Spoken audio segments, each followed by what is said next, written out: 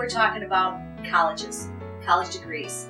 Patty and I both have a college degree. Mm-hmm. I have a bachelor's degree with a bachelor's in computers with a minor in communication, and then you have a bachelor's and a master's degree. Yeah, I have a bachelor's in religious studies and a master's in English literature.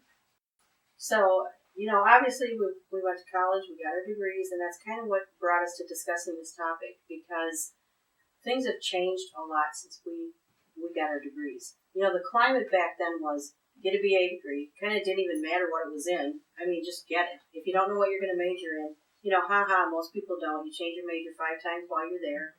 This kind of stuff. And that mentality was kind of accepted back then. Well, and there are still companies that will hire somebody because they have a BA Yes. and not care what it is. Because a BA, if you get it from, especially a liberal arts college, gives you such a variety of things. It helps you expand your horizons. Mm-hmm. It helps you learn how to solve a problem. That's the big thing that you get from college, I think. There's a lot of good things that come from it. Yeah. You grow a lot, obviously.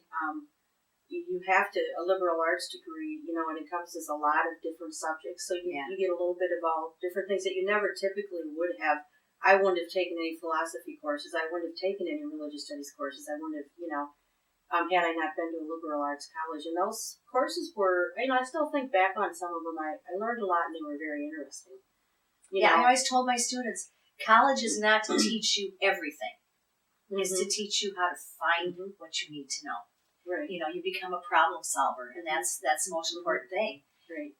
Yeah. But go ahead. Well, but I think today, the big thing is obviously college tuition, paying back student loan money, the financial burden that comes with it that, so many of us take with us after that.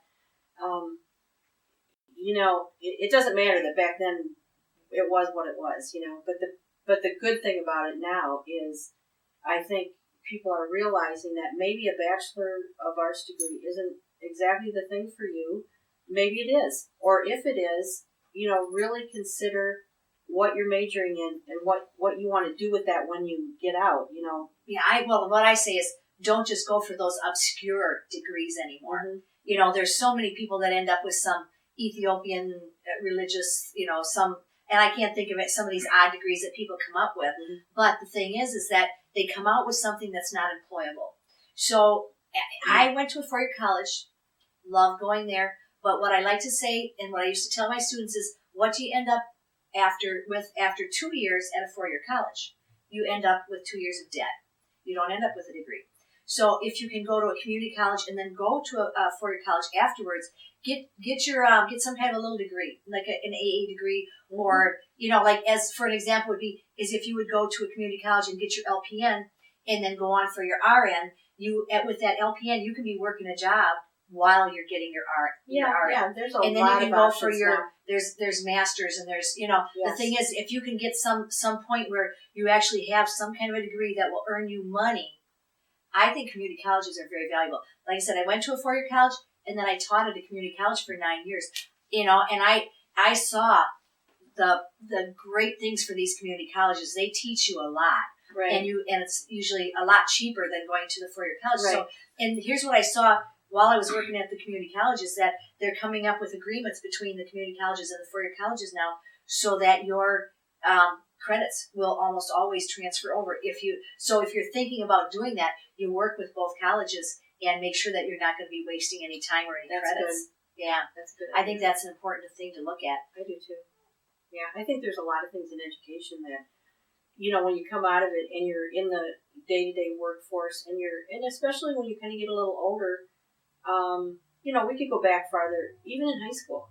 I've always thought, why don't we have like a semester that's required? You can't graduate from high school without having a semester of a course called life skills. You have to know CPR. You have to know first aid. You have to know basic car maintenance, how to change a tire on a car, how to check the oil on a car. How to balance your checkbook. You have to know basic finance. Yes, like Finance Yep. 101. What's a checkbook? What does interest mean? How does interest accrue? And what does that actually do to the bottom line? Just basic things, life skills that you really need and you will use. That's almost a whole nother topic because Bruce and I had talked about that before too, that you get out of high school and you know nothing. You don't even know you have to pay taxes. You don't know what a loan is. You don't know anything. So that would make sense. But Well, now, yeah, and I didn't mean to get off track there, but, just, but we do but that. it's just, I guess you look at education you look at it differently when you're living life year after year, and you're looking back, and there's a few things that could be done a little differently, but there always is, I guess. Yeah, and I wanted to talk a little bit about when you make a decision on what to go to school for. Yeah. Because years ago, like you said, it is what it is, but the advisors were not so helpful in helping you come up with something that was going to pay you when you get out of school. Now, I like this website I used to advise my students to go to. It's called Occupational Outlook Handbook. And maybe I can get Patty to put the link to it on the website. That might work. Incrediblebuzz.com. That's another thing. Yeah. But so it's called Occupational Outlook Handbook, and it's done by the Department of Labor. And you can look up, they've got all the jobs. It's done when they do the census. That's where they get a lot of this information from. So it's got a lot of jobs. You can go on there and look up different jobs, and it will tell you the low, median, and high income. It'll tell you how much education you need. It'll tell you whether the job is growing or going away. Yeah, it's a very interesting website. And I have been telling my students to go to that for years. Right. So if you are at all thinking about what you want to do when you grow up, doesn't matter what age you are, you could go to that website and look at that. There's so many resources now with the internet at your fingertips, literally.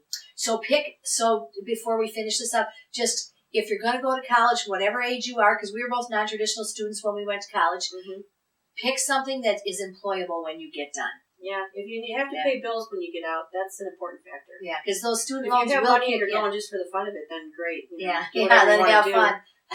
But reality, you're going to have to pay your bills, so think about that. Yeah. So anyway, we'll try to put that on the website then. And remember, incrediblebuzz.com. And the other thing is you can go to Facebook and see Incredible Buzz on Facebook too. So, and the thing is, if you would share it, that would be great, because we really want to see how far this can go. We do, and also every episode is on incrediblebuzz.com. If you go to the Chris and Patty on Life link. So thank you for joining us.